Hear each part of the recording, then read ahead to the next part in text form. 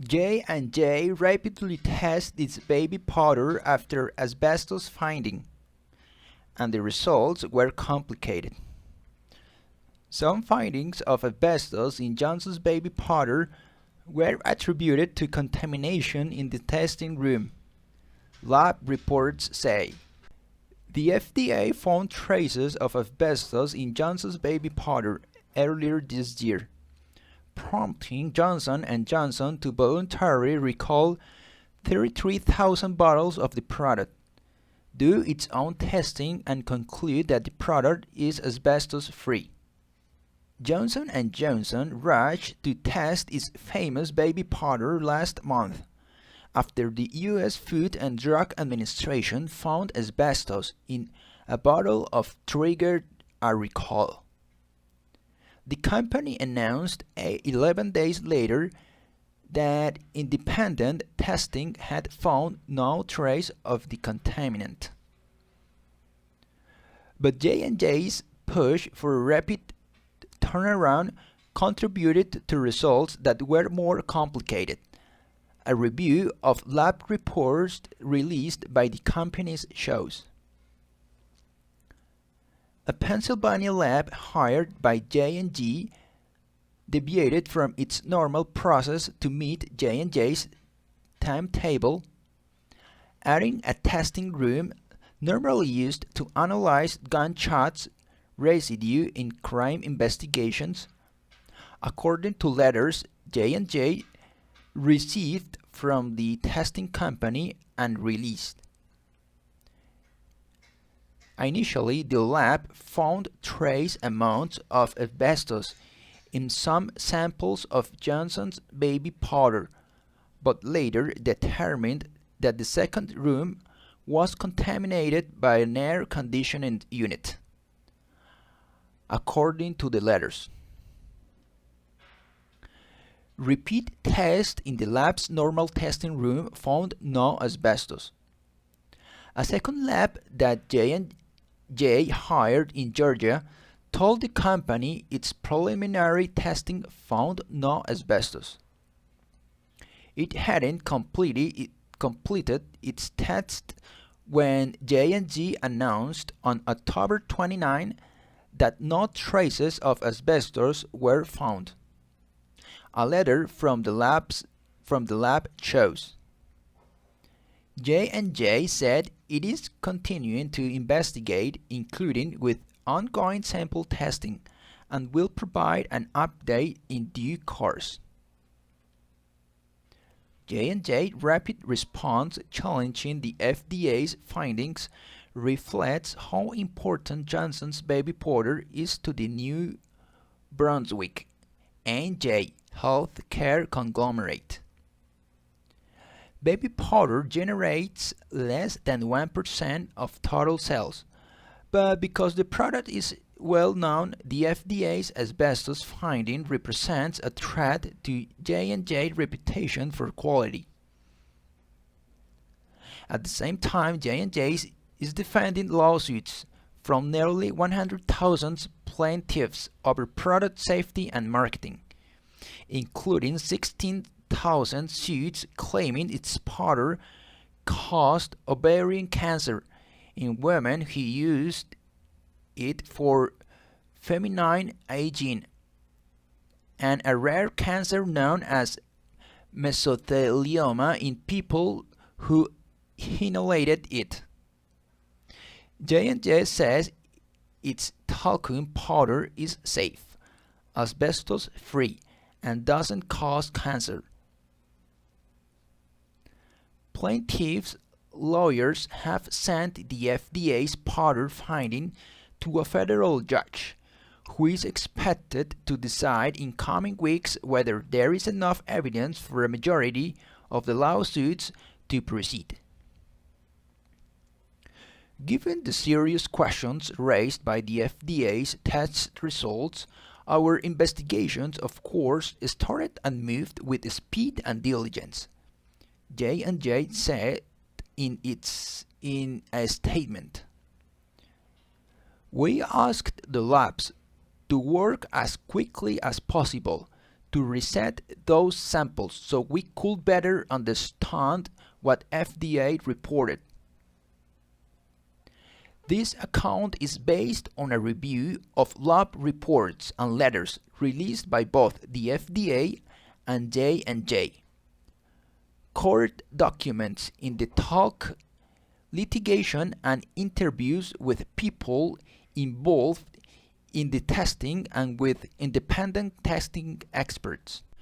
Talc, the basic of talcum powder, and asbestos are naturally occurring minerals that can be found near each other in the earth. The FDA says talc can be contaminated with asbestos if mines aren't selected carefully and talc isn't sufficiently purified. Asbestos was widely used in construction, but is now known to cause cancer. Share your thoughts. Are you concerned about the safety of talc-based baby powder? Why or why not? Join the conversation below. Leave a comment. Last year, in response to reports of cosmetics containing asbestos, the FDA started a round of product tests, contracting with AMA Analytical Service Inc. in Latham, MD for many. In early September, the AMA lab analyzed a bottle of Johnson's baby powder provided by the FDA. It used an optical microscope and a microscope that beams electrons to generate images with higher resolution but in smaller sample sizes. AMA analyzed 3 subsamples, each a fraction of one 22-ounce bottle. The electron microscope detected asbestos in 2 subsamples in amounts well under 0% by weight, and didn't detect it in the third. The optical microscope analysis didn't detect asbestos in any of the subsamples. AMA provided a report of results to the FDA date October 11. J&J said it received the report from FDA October 17 and announced the next day it would voluntarily recall 33,000 bottles of powder from the same lot. At J&J request, the FDA retrieved the remainder of the positive sample bottle from AMA and provided it to J&J, which in turn provided it to a Monroeville, PA lab testing firm, R.J. Lee Group.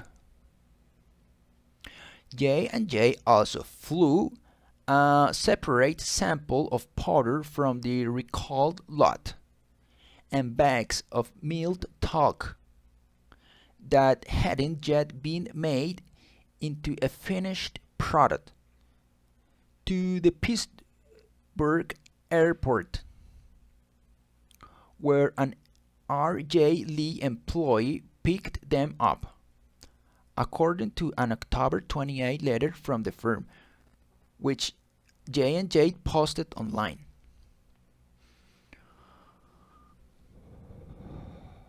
J&J didn't set a deadline, but wanted some very rapid turnaround for obvious reasons. Drew Von Order, senior consulting scientist at R.J. Lee Group, said in an interview, "To prepare samples simultaneously Workers moved some of them from the standard preparation room to the room normally used for gunshot residue testing in order to meet the deliverable timeline. The R.J. Lee letter said.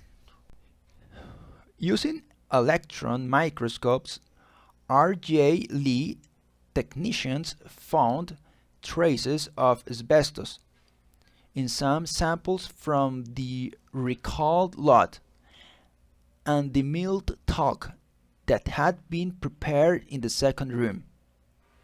In contrast, samples prepared in the standard room tested negative, leading workers to suspect the second room was contaminated. The second room was warm, and workers had brought in an air conditioning unit. Lab workers investigated and found traces of asbestos in the air conditioning unit. R.J. Lee concluded that some samples had been contaminated by the environment. The lab repeated testing on the recalled lot, this time preparing samples in the standard room, and didn't detect asbestos. In October 28 letters to J&J, Lee said that in the samples from the bottle tested by the FDA and from the same lot, no asbestos contamination was found. Mr. Van Orden said he read the report provided to the FDA from the Maryland firm and couldn't explain the different results. AMA's technical director, Andreas Saldivar, declined to comment and referred questions to the FDA. The FDA, in a statement, said the distribution of contaminants in a powder might not be uniform.